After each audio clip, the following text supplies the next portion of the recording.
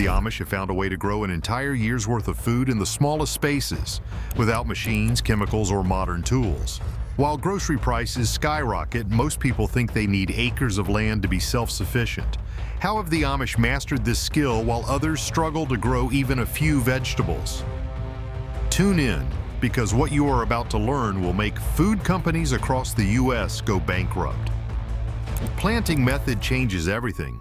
The Amish don't waste a single inch of space, and their soil preparation is nothing short of genius. Forget store-bought fertilizers or complicated gadgets. They build their soil from the ground up, literally using compost they make themselves. Layers of brown and green materials, a little patience, and a whole lot of know-how create rich, nutrient-packed soil that holds water like a sponge. This is the foundation of their method, and it's why their plants thrive while others struggle. Think your backyard dirt can't compare? You might be surprised at what a little Amish wisdom can do. Before we dive deeper, it's clear that the Amish have uncovered a food-growing process most people have completely overlooked. And once you see it, you'll never look at gardening the same way again. Crop rotation is another game changer. Instead of planting the same vegetables in the same spot every year, the Amish switch things up. Corn is followed by beans, then leafy greens, then root vegetables. This not only keeps pests guessing, but also prevents soil exhaustion. Healthy soil means healthier plants, and healthier plants mean a bigger, more reliable harvest. The best part? You won't need to rely on chemical fertilizers that do more harm than good.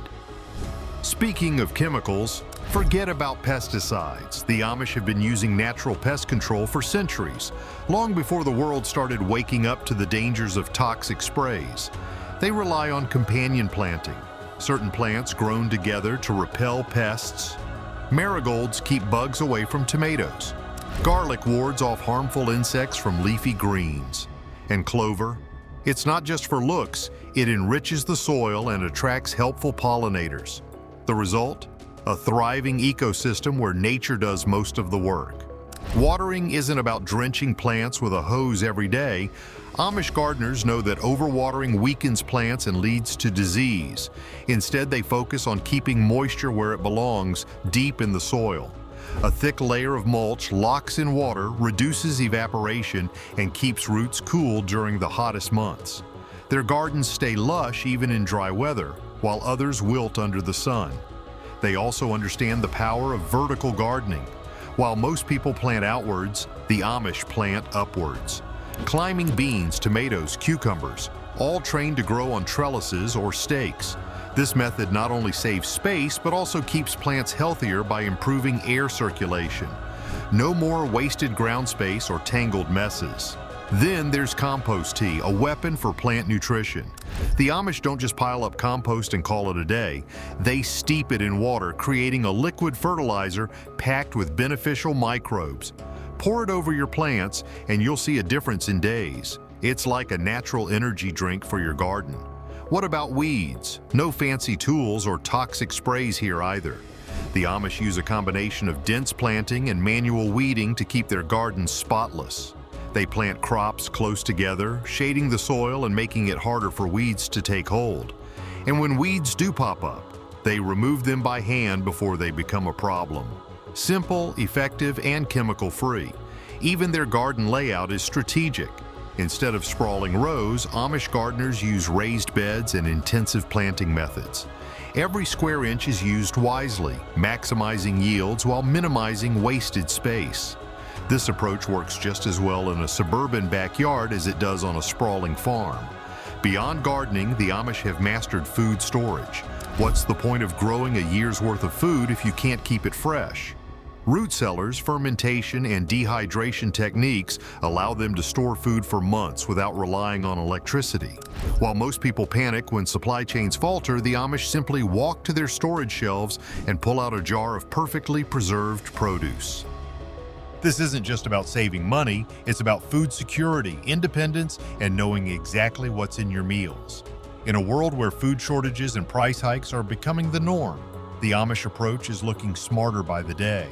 They don't need grocery stores to survive. They've built a system that ensures they'll always have fresh, nutritious food on the table. Amish use companion planting like a science, Basil next to tomatoes makes them taste better and keeps those nasty hornworms away. Lavender isn't just for smelling nice, it brings in the good bugs while chasing off the bad ones. The Amish call this whole method companion confusion, basically making their garden a tricky maze that confuses pests. But that's just the beginning. They don't just grow food, they keep it safe using simple tricks that work better than any chemical spray. The unseen battle against garden pests. Every single morning, Amish gardeners go on what they call pest patrol. Armed with nothing but gloves and a bucket of soapy water, they handpick the troublemakers right off their plants. Some people might squirm at the thought of squishing a potato beetle with their fingers, but to the Amish, every bug eliminated is one less enemy in the battle for fresh food.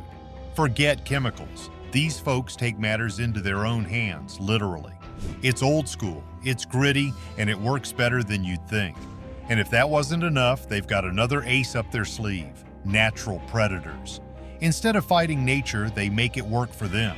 They plant beneficial highways, strips of native flowers and herbs that bring in garden-friendly insects like ladybugs and praying mantises. A single ladybug can eat thousands of aphids in its lifetime. Try getting results like that from a spray bottle. The Amish even leave small brush piles near their gardens, giving shelter to toads and garden snakes.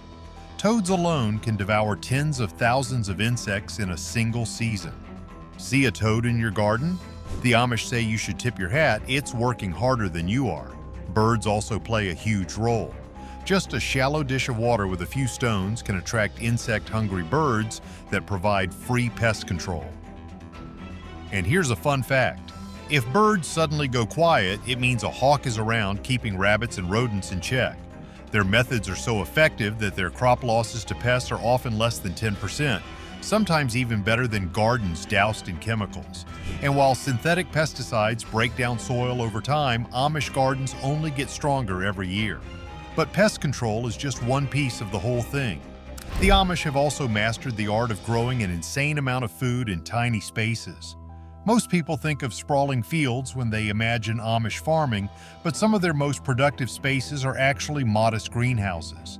These aren't high-tech glass palaces, they're simple, practical structures designed for efficiency. A typical Amish greenhouse might be only 12 by 20 feet, yet it churns out food like a full-sized farm. How? It's all about smart design. While most gardeners get 1 or 2 harvests per year, Amish greenhouses can pump out up to 4 full cycles of crops annually. That's fresh tomatoes all year round instead of just a few months. And here's the kicker, they don't even need artificial heating. Instead, they use something called passive solar heating. The north wall of the greenhouse is made of dark-colored stone or concrete, which absorbs heat during the day and slowly releases it at night. This keeps the temperature up to 15 degrees warmer than outside even in the dead of winter. But wait, it gets better. For even more warmth, they use what's known as the manure method. Fresh horse manure layered with straw in deep trenches creates heat as it decomposes. 1 wheelbarrow of manure can keep 100 square feet warm for 2 whole months. It's a heating system that fuels itself, and the Amish have been using it for generations. And that's not even the only trick in their playbook. The layout inside an Amish greenhouse is a masterpiece of efficiency. Tall plants like tomatoes grow along the back wall so they don't shade out shorter crops. Medium-height plants take up the middle space, and low-growing greens thrive in the sunny front. Every inch is put to use. Herbs and strawberries even hang in containers between rows. Airflow is managed through simple roll-up sides and roof vents using pulleys instead of electricity. The goal? Let the greenhouse breathe naturally. The Amish say it should be as steady as a sleeping baby. Watering is another genius setup. Rainwater collected from the roof fills barrels inside the greenhouse, storing water for later use while also acting as a natural temperature stabilizer. These barrels warm up during the day and slowly release heat overnight, keeping the greenhouse cozy. Another trick? Dark painted water jugs placed between plants absorb sunlight and create tiny warm zones for delicate crops. Every little detail adds up to a self-sustaining system that's low maintenance and high yield. Most people think you need a big farm to grow lots of food, but the Amish show how small spaces can feed a whole family. The crops that feed Amish families. But the real magic comes down to knowing what to grow. The Amish don't waste space on crops that take forever to mature or don't produce much. They focus on what they call power crops, the ones that give the most food for the least effort. Root vegetables are at the top of the list. Carrots, potatoes, and beets don't just grow efficiently, they're also storage-friendly, providing food long after the growing season is over. A single 4x4-foot bed of carrots can produce over 25 pounds of food. That's months of fresh carrots from a tiny patch of dirt. Then there are climbing beans, pole varieties like Kentucky Wonder and Blue Lake. These can produce 3 times more beans per square foot than bush beans. But here's the genius part. Amish gardeners grow them in what they call living towers. A single pole can support half a dozen bean plants, turning vertical space into a food factory. These beans also improve the soil by fixing nitrogen, making it richer for the next round of crops. No need for store-bought fertilizers when nature can handle the job for free. Leafy greens are another must-have. Kale, Swiss chard, and collards are cut-and-come-again crops, meaning you can keep harvesting leaves all season long instead of waiting for a single harvest. The Amish even have a trick for keeping greens tender in the heat. Plant them in partial shade so they don't bolt and turn bitter. Every choice they make is about maximizing yield with minimal space, and it works like a charm. The Amish don't waste an inch of space when it comes to growing food, and they don't waste their time on trends that won't last. Instead of sprawling orchards, they grow dwarf fruit trees that stay small but give big. A tiny apple tree, barely taller than a grown man, can crank out over 50 pounds of fruit every year. They also stick with self-pollinating varieties like North Pole apples, meaning they don't need an army of trees to get results. Herbs aren't just about flavor for them. They pull triple duty, adding taste to meals, working as medicine, and keeping pests in check. While modern gardeners chase after the next big thing, the Amish let nature do some of the work. They favor crops that reseed themselves, meaning free plants, every year without lifting a finger. Cherry tomatoes, dill, and certain lettuces pop back up like clockwork. One Amish farmer even joked that these volunteer plants are the best workers because they don't need food, water, or paychecks. And when it comes to storage, they aren't filling freezers with fragile produce. They pick vegetables and fruits that last for months, like storage onions and hard-skinned squash, ensuring fresh food all winter long. Even their summer crops are chosen carefully. No single harvest flops here. They plant varieties that keep producing all season long instead of giving one big yield and calling it quits. But picking the right crops is only half the battle. The real challenge is fitting all that food into limited space. The Amish make every square inch count using what they call the sky-to-earth method. They don't just grow on the ground, they go up, down, and all around. Trellises aren't just decorative, they're essential. Using cattle panels, wooden branches, and twine, they create walls of food. One simple panel, standing about as tall as a basketball hoop, can hold over 60 pounds of vegetables. And it's not just beans and peas climbing these structures. Cucumbers grow straight up, making them easier to pick. Even heavy crops like squash and melons dangle from vines, supported by slings. The real genius is in the layering. Amish gardens don't just spread out, they stack up. At the highest level, vines and climbing plants create shade. At eye level, beans and other mid-level growers thrive. Below, leafy greens soak up the filtered light. This three-tiered approach turns a small garden into a powerhouse, but they don't stop there. Their raised beds are another game changer. These garden beds, about 4 feet across, are just wide enough to reach the center without stepping on the soil. And they push plants closer together than most gardeners dare. Where standard advice is to give a cabbage 2 feet to grow, the Amish give it just 16 inches and still get great results. The Amish don't waste space. Every plant has a place, and they use smart ways to grow more food in less room. The gardening tools that last a lifetime. They also don't let containers go to waste. Old barrels, water troughs, even broken buckets, all fair game for growing food. They fill them with compact plants that make every inch count. A single container might hold a dwarf fruit tree surrounded by herbs with strawberries spilling over the sides. Even their fencing doubles as trellises, pulling double duty. Some Amish gardeners build full tunnels between their beds using bent cattle panels. These structures not only create walkways, but also provide climbing space for more crops. In these tunnels, a single foot of space can grow over 20 pounds of vegetables. And then there's what happens underground. The Amish don't ignore the soil beneath their feet. Root crops share space with above-ground plants, filling every layer. Radishes sprout between rows of lettuce. Carrots grow under pea vines. Potatoes nestle below corn stalks. As they say, a good garden is built like a layer cake, each level doing its job to create abundance. Of course, keeping a garden like this in shape takes the right tools. While most people drop hundreds of dollars on fancy electric tillers, the Amish stick with time-tested hand tools. Their tools aren't just old-fashioned, they're built to last for generations. Take the hoe, for example. While the average gardener might have one or two, an Amish farmer has a full lineup. There's the stirrup hoe, which slices weeds at the root without disturbing the soil. The Warren hoe, with its pointed tip, makes perfect planting furrows. And the trusty draw hoe, a multi-purpose tool for weeding, hilling, and even harvesting root crops. They take the same approach with trowels. Forget flimsy, store-bought versions. Amish trowels are made from high-carbon steel, strong enough to last a lifetime. Many are handcrafted, perfectly balanced to fit the gardener's grip. As one Amish grower puts it, a good trowel should outlive its owner. For loosening soil, they skip the power tillers and reach for a broad fork, a hefty two-handled tool with deep tines that aerate the soil without flipping it. It might take longer, but it preserves the natural soil structure, keeping it healthy for years to come. Their pruning tools are just as thoughtful. Hand pruners stay razor sharp, making clean cuts that heal quickly. Pruning saws are chosen based on the job. Fine-toothed ones for delicate fruit trees, larger ones for trimming vines and shrubs. They even wear leather holsters on their belts to keep tools handy and safe. And then there's the dibber, a simple wooden stick for poking holes in the soil. But leave it to the Amish to improve on something so basic. Their dibbers often have depth markings to ensure uniform planting.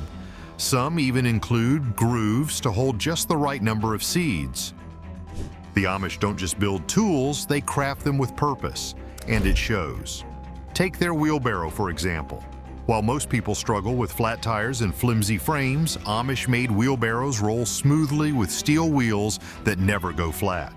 The tray isn't just a tub, it's slightly tapered, making dumping loads almost effortless. The handles, positioned for the best leverage, cutting back strain so efficiently it makes you wonder why modern versions aren't built the same way. They cost a pretty penny, sure, but they last practically forever. Harvesting isn't just about picking crops, it's about efficiency, and Amish baskets are proof. Hand-woven from split oak or hickory, these baskets are lightweight yet ridiculously strong. Their slightly sloped sides make them easy to stack when empty, freeing up valuable storage space. The weave is tight enough to hold even small produce like cherry tomatoes, but loose enough to let dirt shake through. It's craftsmanship with function at its core. And then there's water, something the Amish handle with the same level of precision. Modern watering cans can be clunky, but theirs, perfectly balanced to reduce wrist strain and designed to deliver gentle streams that won't crush delicate seedlings. Even their rain gauges are works of art, often handmade from recycled glass and marked with precise measurements to track rainfall over the season. Nothing is left to chance. But here's the real kicker: their tool maintenance. It's not just a habit, it's a ritual. Every tool gets cleaned and oiled after use, edges stay sharp, and wooden handles get regular linseed oil treatments to prevent splitting. To them, a well-maintained tool is like a well-trained horse, responsive, reliable, and a joy to work with. Growing food is one thing, but keeping it alive through dry, hot days is where the Amish really know what they're doing. Why Amish gardens stay green in a drought? Of course, all the best tools in the world won't help if you waste water. The average American garden drinks up to 3,000 gallons per month in growing season. Amish gardens, less than half that, and they still grow more. It's not about rationing, it's about making every drop count. Their water strategy starts with rain collection, where multiple barrels capture runoff from every available surface. But these aren't just barrels sitting in a yard, they're linked in an intelligent system, complete with a first flush diverter that filters out dust and debris before water even reaches the storage tanks. Overflow pipes ensure that no rainwater is wasted, storing hundreds of gallons from a single storm. Their irrigation is just as smart. Instead of relying on expensive plastic drip lines, they use clay ollas, unglazed ceramic pots buried near plant roots. These release water slowly, delivering moisture exactly where it's needed while cutting evaporation loss by 70%. One olla can keep a 3-foot radius hydrated for days without refilling. It's low-tech, but it works better than anything you'd buy in a garden store. Mulching plays a huge role in their water conservation strategy, but here's where they flip the script. Instead of using store-bought mulch, they create living mulch systems. Fast-growing, shallow-rooted plants like purslane and creeping thyme cover the soil between crops, locking in moisture, suppressing weeds, and even providing additional food. It's a 3-for-1 solution that modern gardens could seriously learn from. Hand watering? There's a method for that too. Instead of daily, shallow watering, they water deeply just once or twice a week. This forces roots to grow downward, making plants more drought-resistant. Their watering cans often have special rose heads designed to deliver gentle, soil-friendly streams. Some even modify their cans with different spray patterns. Fine mist for seedlings, stronger streams for established plants. Every decision is deliberate. Timing is everything. The Amish water early in the morning before the sun gets too strong, allowing leaves to dry before nightfall and reducing disease risk. They also use what they call prophetic watering, giving plants extra deep drinks when the weather hints at a dry spell ahead. It's a combination of experience and foresight that keeps their gardens thriving when others struggle. And then there's the hidden trick beneath their raised beds: buried water reservoirs. Layers of composted wood materials act like natural sponges, soaking up moisture and slowly releasing it over time. Just 1 cubic foot of this material can hold over 1.5 gallons of water, creating a backup supply for when the soil dries out. It's like nature's version of drip irrigation, only without the plastic tubing and maintenance headaches. Water waste? Not in an Amish garden. Household gray water, like the water from washing vegetables or rinsing dishes, is carefully collected and used on ornamental plants and fruit trees. They even plant water-loving crops like elderberries and raspberries where they can naturally catch runoff. Every drop is used wisely. But perhaps their most genius move is the keyhole garden. Picture a circular raised bed with a central compost tower. Watering the compost tower filters nutrients straight into the surrounding soil, creating a self-sustaining irrigation system. This method cuts water use by up to 80% compared to traditional gardening, proving once again that the simplest ideas are often the smartest. Even garden layout plays into their drought planning. They group plants by water needs, placing drought-tolerant species as protective barriers around thirstier crops. When dry spells hit, they get extra creative, using slow-release methods like placing small cups or bottles with tiny holes near plant bases for gradual watering. Every plant gets exactly what it needs, nothing more, nothing less. And here's something modern agriculture completely overlooks: the role of pollinators. The Amish don't just think about water, they think about the creatures that help their crops thrive. Their water features attract bees, butterflies, and other beneficial insects, ensuring their plants get properly pollinated. While commercial farms rely on rented honeybee colonies, Amish gardens sustain native pollinators year-round. They don't just plant flowers because they're pretty, they strategically design pollinator-friendly areas that bloom continuously from early spring through late fall. Their gardens hum with life, and it pays off in bountiful harvests. Spring kicks off with flowers like crocus and winter aconite, calling in the first bees of the year. Later, asters and goldenrod take over, making sure pollinators stay busy before winter sets in. The Amish know exactly how to keep these tiny workers around, offering a steady supply of blooms rather than leaving them to wander elsewhere. Mason bees are among their favorites, with just a handful of them doing the job of hundreds of honeybees. Instead of fancy store-bought hives, they build simple shelters using hollow reeds or drilled wooden blocks, placing them in sunlit spots safe from rain. Butterflies also get their fair share of attention. The Amish plant flowers like zinnias and cosmos, which serve as perfect landing pads for these delicate creatures. They even go the extra mile by keeping small mud puddles around. Because yes, butterflies actually need minerals from damp soil for reproduction. Flat stones are placed nearby to soak up the sun, giving butterflies a warm spot to rest. But none of this happens randomly. The Amish follow a carefully planned stepping stone layout, ensuring there's never more than 20 feet between flower patches. This way, bees and butterflies can travel safely across the entire garden. Are the Amish truly holding the ultimate key to survival, or have modern farming methods blinded us to a simpler, better way?